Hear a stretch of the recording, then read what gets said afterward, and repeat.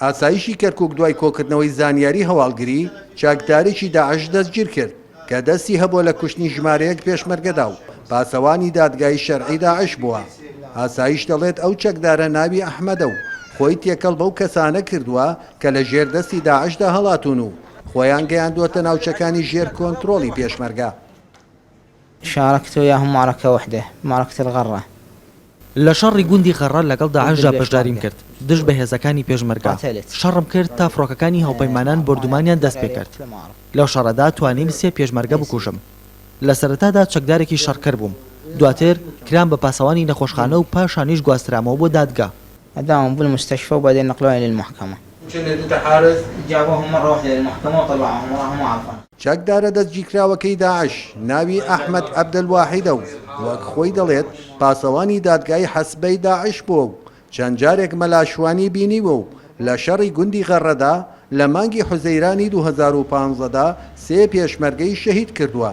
ئەم چەکدارە دانی بەوەشدا ناوە کە لە کاتی نمایشکردنی دیلەکان لە قەزای حەویجە یەکێک بووە لە پاسەوانەکانی ئەو نمایشە و مانگانە بە موچەی 75,000 دینار چەکداری بۆ داعش کردووە. دوای ئەوەی کە دەستگیر کراوە دەڵێت دۆخی خەڵکی حەویجە زۆر خراپە و بەو ئومێدەوە دەژین کە هێزەکانی سوپا و پێشمەرگە ڕۆژێک زووتر ناوچەکانیان کۆنتڕۆڵ بکەنەوە. ئەم تیرۆریستە ماوەی چەند ڕۆژێک لەمەوە بەر لەگەڵ ئەو خەڵکی کە ئێستا بەناوی ئاوارە و لێقەوماوە هەڵدێن لەژێر دەستی داعش و خۆیان دەگەن سەنگەرەکانی هێزی پێشمەرگی کوردستان توانیوێتی لەگەڵ ئەو خەڵکە دزە بکەوە بێتە ناو شاری کەرکوکەوە. ئێمەش زانیاریمان لەسەریە بوو خۆشبەختانە توانیمان دەستگیری بکەین.